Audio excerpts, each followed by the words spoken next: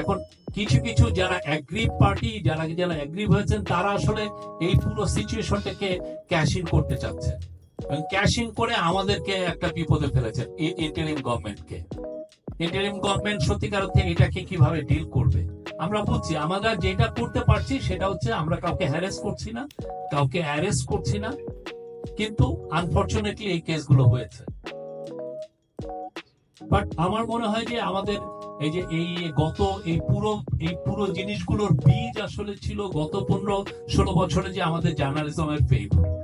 সেইটা নিয়ে আমাদের আসলে আমাদের সোসাইটিতে আরো অনেক বড় ধরনের ডিবেট হওয়া উচিত ছিল।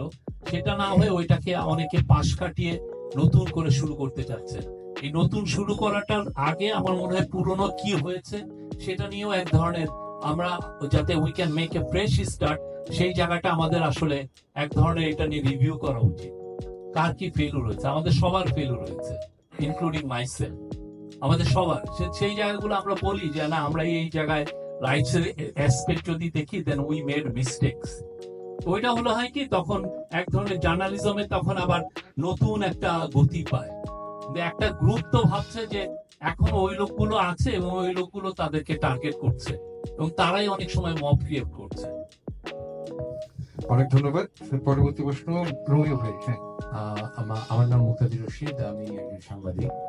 আমার মাননীয় প্রেস সচিবের কাছে আমার এক গুচ্ছ প্রশ্ন থাকবে, কারণ আমাকে এইভাবে আর পাবো কিনা।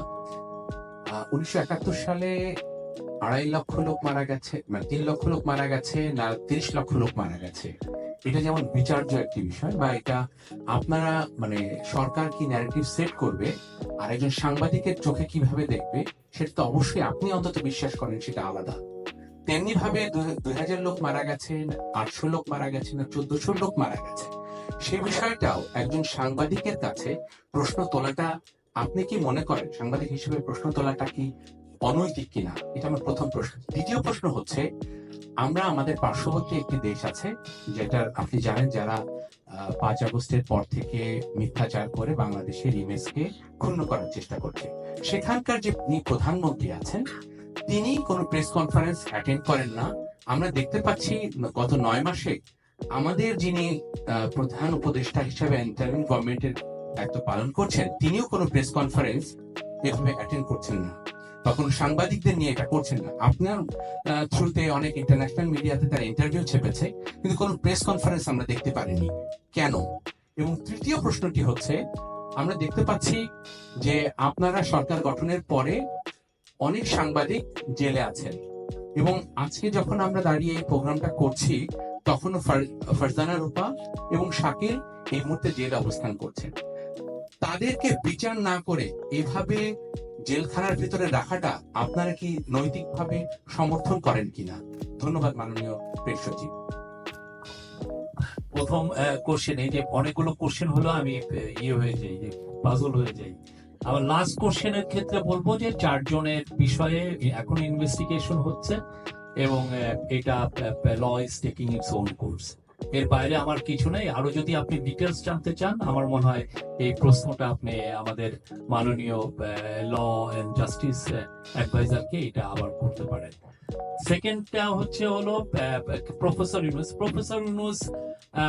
তো এই জন্যই উনি একজন প্রফেশনাল প্রেস সেক্রেটারি রেখেছেন, যাতে প্রেস কনফারেন্সে ওনার কথাগুলো বা ওনার অ্যাডমিনিস্ট্রেশনে কি হচ্ছে সেই কথাগুলো যেন আমরা বলি। সেই জন্য আপনি দেখেছেন গত 50 বছরে আমাদের 53 বছরে কিন্তু আমাদের এই যে প্রেস সেক্রেটারি, আমার মনে পড়ে না যে কেউ কোনোদিন প্রেস কনফারেন্স করেছেন কিনা। আমি অনেকটা কন্ট্রোভার্সিয়াল ফিগার হয়েছি, বা আমাকে অনেক চিনে এই কারণে যে আমি ওনার হয়ে সামনে এসে আমি কথাগুলো বলছি। তার উনি মনে করেন যে এটা হওয়া উচিত। ইনিশিয়ালি আমাদের ডিসিশন ছিল 5 দিনই আমরা করব, কিন্তু আমরা দেখলাম যে 5 দিন করার মতো আমাদের আসলে প্রচুর ম্যাটেরিয়ালস তৈরি হয় না, এবং আমরা যেটা করেছি, আমরা সপ্তাহে 3 দিন করি, এবং আমরা we made it open for everyone, even non জার্নালিস্টের জন্য আমরা, এবং একটা ওপেন স্পেসে রেখেছি।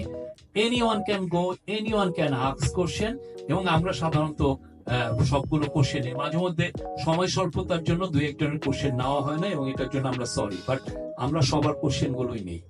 এই আর প্রথম কোশ্চেনটা আপনি যেটা করলেন, সরি ভাই প্রথম প্রশ্নটা আরো একটু যদি মানে তার মানে মোদির যে পলিসি প্রেসকে অ্যাভয়েড করে প্রেস কনফারেন্সে উনি কার কি পলিসি এটা জানি না, উনি এটা একটা ইনস্টিটিউট করেছেন যে এইভাবে উনি সবার সাথে কথা বলবেন এবং আপনাদের যে কোশ্চেন গুলো আপনারা থাকেন সেই কোশ্চেন গুলো তো আমরা নিচ্ছি। আপনারা একজন হেড অফ গভর্নমেন্টের কাছে যে কোশ্চেন গুলো আপনারা করতে চাচ্ছেন সেই কোশ্চেন গুলো তো আমরা নিচ্ছি এবং ওগুলো আমরা রেসপন্ড করছি।